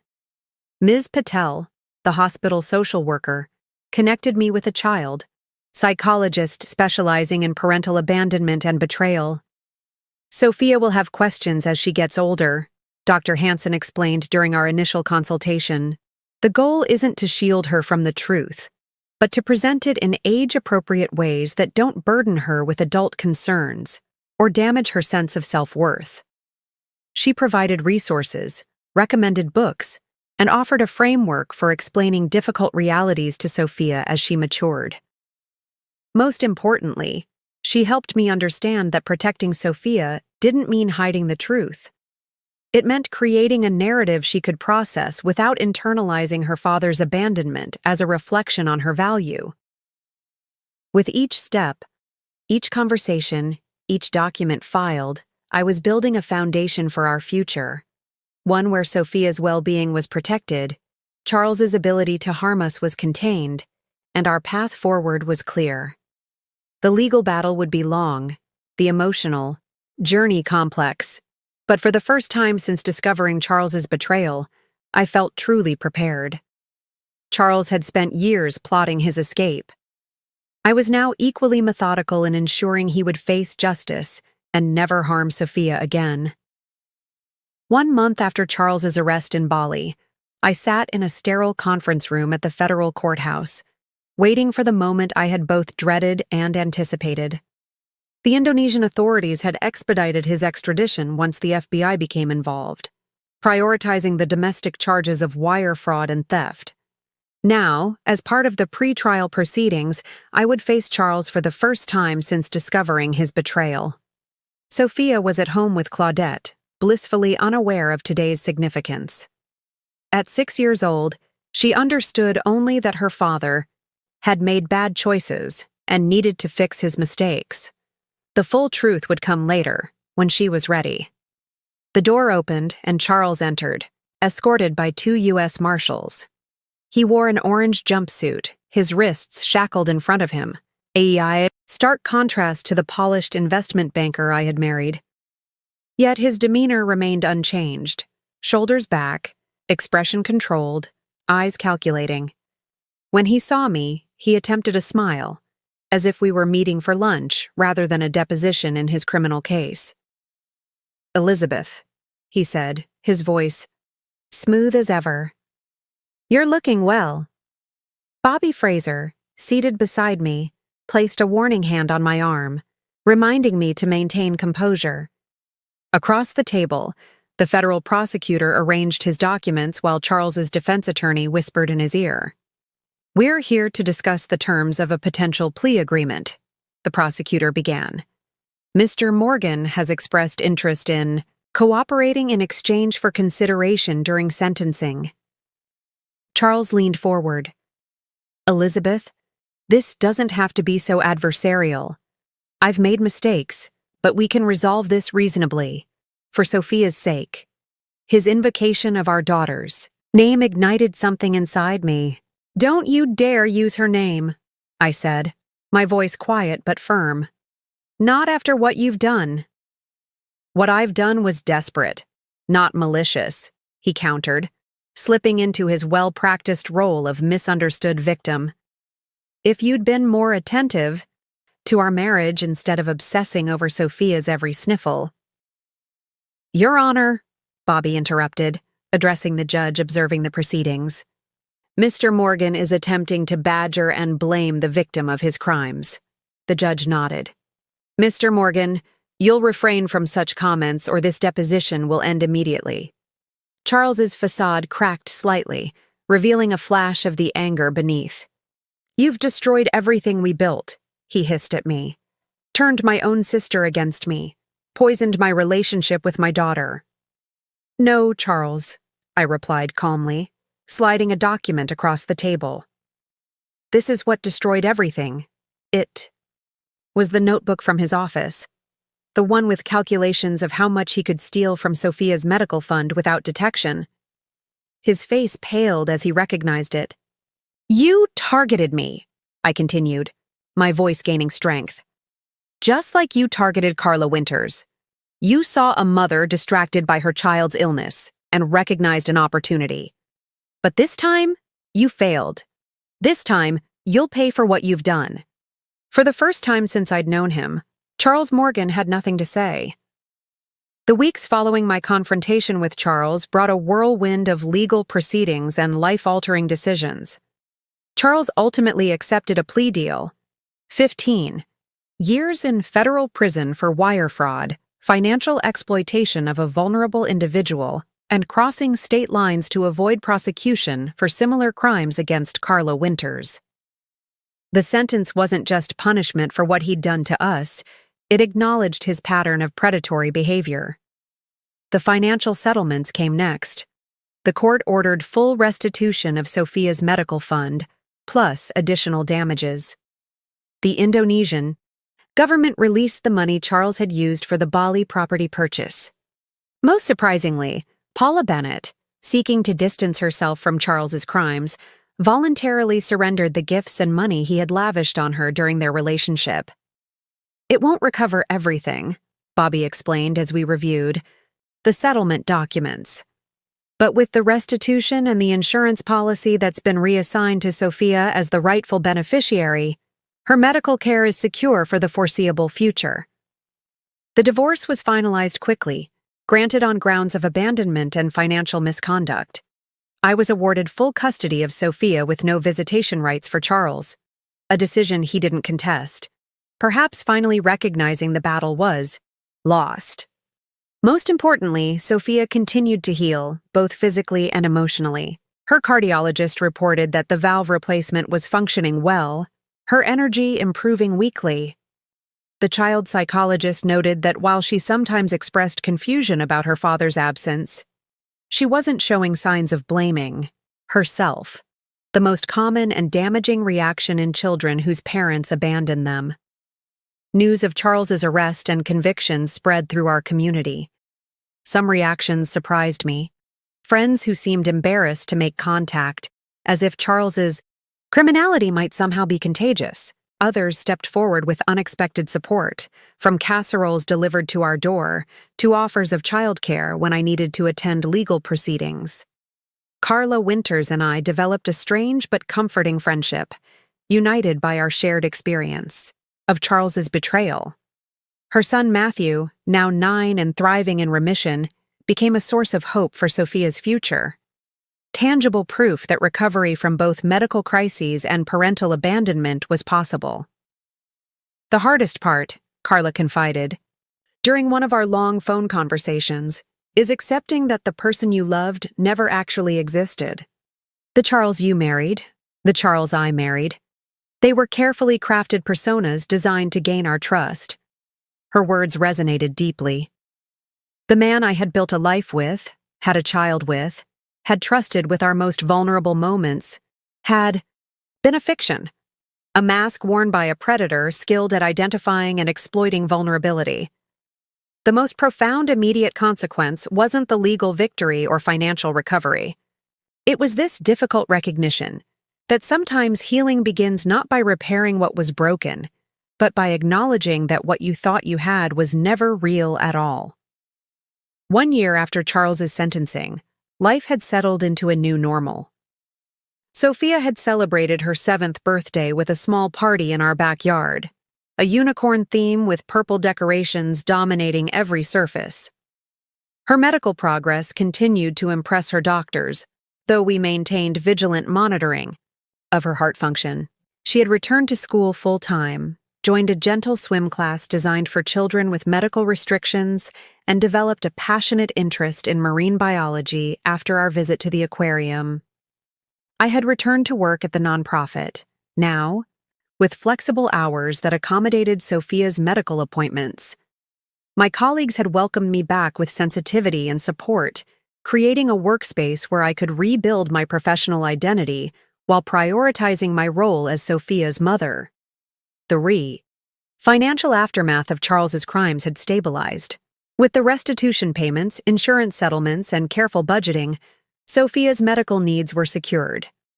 We had downsized to a smaller house closer to her school and doctors, a fresh start and a space untainted by Charles's deception. Thought's emotional landscape was more complex. Sophia occasionally asked about her father, especially when school events highlighted other children's 2-parent families. Following Dr. Hansen's guidance, I answered her questions honestly but age-appropriately. Daddy made choices that hurt our family, I would explain. He's facing consequences for those choices now. It's not because of anything you did, and it doesn't mean you're not lovable or important. Some days, she seemed to accept this easily. Other days brought tears and confusion. Dr. Hansen assured me this was normal, a process that would evolve as Sophia matured and developed new ways of understanding her father's abandonment. For me, the healing came in unexpected moments. In the realization that I could make decisions without second-guessing myself. In the quiet satisfaction of handling household repairs, I would once have deferred to Charles. In the deep bond Sophia and I had forged through adversity, the wider ripples of Charles's actions continued to spread. The FBI had identified 3 other families he had targeted before Carla, women with chronically ill children whom he had courted, married, and defrauded before disappearing with their resources. His case had prompted a special task force focused on financial crimes targeting families in medical crisis. Carla, Matthew, and the other victims had formed an informal support network. Together, we were working with lawmakers to strengthen protections for vulnerable families and increase penalties for those who exploited them. Perhaps the most unexpected development came 6 months after Charles began serving his sentence. A package arrived containing letters he had written to Sophia, dozens of them, some dating back to the earliest days of his affair with Paula. I read each one carefully, searching for manipulation or harmful content before deciding whether to share them with Sophia. What I found instead was a chronicle of a fractured psyche, a man simultaneously planning to abandon his family while writing to the daughter he was betraying. The cognitive dissonance was stunning, revealing a compartmentalization so profound it bordered on pathology. I stored the letters away, unsure if Sophia would ever be ready to read them. They represented yet another complex layer of aftermath we would navigate when the time was right. The most important lesson of this extended aftermath became increasingly clear. Healing wasn't a destination, but a continual process of growth, adaptation, and renewal. one that Sophia and I were navigating, together, day by day. 2 years to the day since I discovered Charles's betrayal while sitting in a hospital waiting room, I found myself in a different hospital setting, this time celebrating. Sophia's latest echocardiogram showed the valve replacement continuing to function perfectly. Her cardiologist was extending the time between checkups, a milestone that deserved recognition. "Ice cream?" Sophia suggested as we left the appointment, her purple unicorn backpack bouncing against her spine. At 8 years old, she had grown taller, stronger, her dark hair now long enough for the braids she insisted on wearing every day.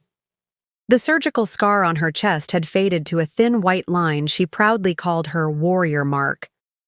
As we sat in the ice cream parlor, Sophia with her strawberry cone, me with coffee, I marveled at how far we had come. The raw pain of betrayal had gradually transformed into something else. Not forgiveness exactly, but a kind of integration. Charles's actions were now part of our story, a difficult chapter, but not the defining one. Financial security had returned through careful planning, and the support systems we'd built. Professional satisfaction had come through my promotion at the nonprofit, where I now directed a program specifically designed to support families facing medical crises. Connection had flourished through our chosen family, Claudette and her new husband, Michael and his wife, the circle of friends who had stood by us, and the unexpected allies we'd found in Charles's other victims. Most importantly, Sophia was thriving. Her resilience continued to humble and inspire me. Last month, when a classmate had made an unkind comment about her not having a dad, Sophia had responded with startling wisdom. "Some people don't get good dads, but I got the best mom, so I'm actually really lucky." The question of Charles himself had settled into a manageable space in our lives. He remained in prison, his appeals denied. Sophia had decided, with the help of her therapist, that she wasn't ready to read his letters or visit him, decisions I supported while leaving the door open for her to change her mind as she matured. As we finished our ice cream, Sophia looked up at me with her father's eyes, but an expression entirely her own. Thoughtful, determined, unquestionably herself. "Mom," she said, suddenly serious, "remember when I was really sick and Dad wasn't there?" I nodded, my chest tightening at the memory. "I was scared then," she continued. "But I'm not scared anymore." "No?" I asked. She shook her head decisively. "Nope, because now I know that even when really hard things happen, we figure it out. That's what you taught me." Her words struck me with unexpected force. Amid all the pain, the betrayal, the struggle to rebuild, this was what had emerged. A child who had learned not that the world was dangerous and people untrustworthy, but that difficulties could be overcome with courage and connection. The life Charles and I had built together had been constructed on illusion, but what had risen from its ruins was solid, authentic, and wholly ours. Our story hadn't ended with betrayal at a hospital bedside. That had been merely the beginning of a different journey, one that had led us here, to this moment of simple joy over ice cream and good medical news. As we walked to the car hand in hand, I reflected that the greatest victory wasn't the legal, justice, financial recovery, or even personal healing, though all were significant. The true triumph was this, that Charles's actions, intended to destroy us, had instead revealed a strength within us that might otherwise have remained undiscovered. That strength would carry us forward, through whatever challenges Sophia's health might present in the future, through the complexities of growing up with an absent father, through all the ordinary and extraordinary moments that awaited us. We had not merely survived, we had transformed, and in that transformation lay our most profound resolution. Up next, you've got 2 more standout stories right on your screen. If this one hit the mark, you won't want to pass these up. Just click and check them out. And don't forget to subscribe and turn on the notification bell so you don't miss any upload from us.